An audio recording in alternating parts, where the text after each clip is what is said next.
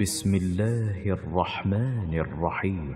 يا أيها الناس اتقوا ربكم إن زلزلة الساعة شيء عظيم يوم ترونها تذهل كل مرضعة عما أرضعت وتضع كل ذات حمل حملها وترى الناس سكارى وما هم بسكارى ولكن عذاب الله شديد.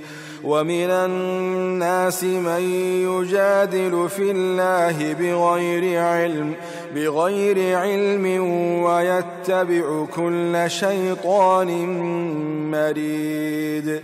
كتب عليه أنه من تولاه فأنه يضله ويهديه إلى عذاب السعير. يا أيها الناس إن كنتم في ريب من البعث فإنا خلقناكم من تراب ثم من نطفة ثم من علقة ثم من مضغة مخلقة وغير مخلقة لنبين لكم ونقر في الأرحام ما نشاء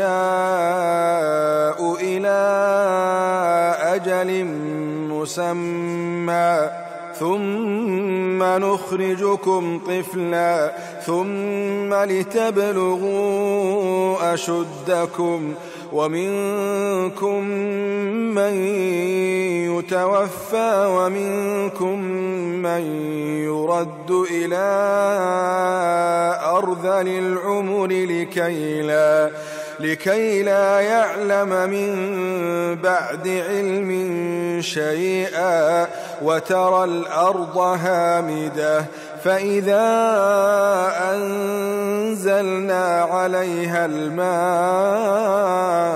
اهتزت وربت وأنبتت من كل زوج بهيج.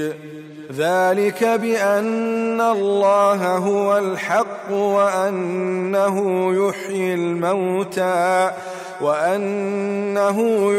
الموتى وأنه على كل شيء قدير وأن الساعة آتية لا ريب فيها وأن الله يبعث من في القبور.